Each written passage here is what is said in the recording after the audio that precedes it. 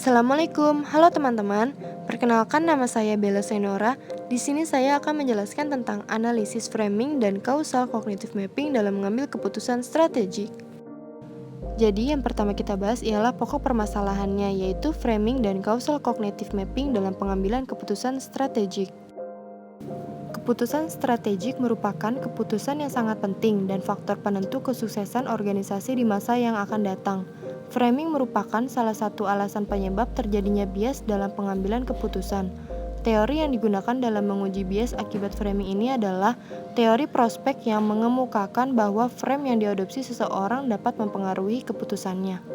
Terdapat 3 landasan teori yang kita gunakan, yaitu yang pertama ialah bias framing dalam pengambilan keputusan strategik. Framing atas informasi dapat mempengaruhi seseorang dalam mengambil keputusan.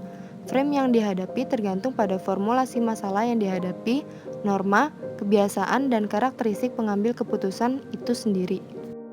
Yang kedua ialah cognitive mapping sebagai alat pengambilan keputusan strategik. Teknik cognitive mapping sebagai alat untuk membantu manajemen dalam mengambil suatu keputusan. Cognitive map ini meliputi konsep mengenai berbagai aspek dan kehidupan manusia. Yang ketiga yaitu causal cognitive mapping. Merupakan bagian dari cognitive mapping yang menekankan pada penyajian kognitif sebagai suatu bentuk interaksi hubungan sebab akibat. Terdapat subjek pada penelitian tersebut, yaitu partisipan dikelompokkan dalam 4 kondisi perlakuan. Masing-masing partisipan mendapatkan satu kondisi treatment. Pada desain penelitian, terdapat beberapa kondisi framing yang berbeda dengan menggunakan mapping atau tanpa mapping. Dari 125 sampel yang terkumpul, sebanyak 11 data sampel tidak digunakan karena tidak mengisi instrumen dengan lengkap. Total sampel yang dapat dianalisis dalam penelitian ini sebanyak 114 sampel penelitian.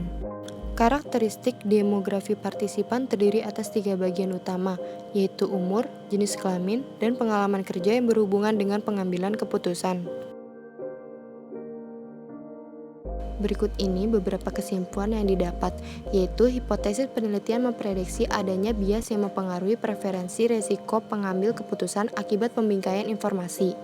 Lalu hasil empiris lainnya, yaitu dengan teknik causal cognitive mapping. Hipotesis 1A diuji dengan melihat perbedaan rata-rata preferensi risiko pengambil keputusan dengan hasil tes sebagai berikut. Hasil ini bermakna bahwa secara statistis mendukung hipotesis alternatif. Untuk hipotesis 1B, dengan hasil tersebut menunjukkan bahwa rata-rata preferensi risiko pengambil keputusan lebih kecil jika informasi disajikan dalam framing positif.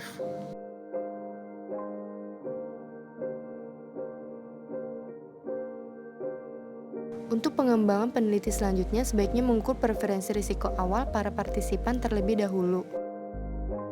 Sekian dan terima kasih video presentasi dari saya. Kurang lebihnya mohon maaf. Wabillahi taufiq wal hidayah. Wassalamualaikum warahmatullahi wabarakatuh.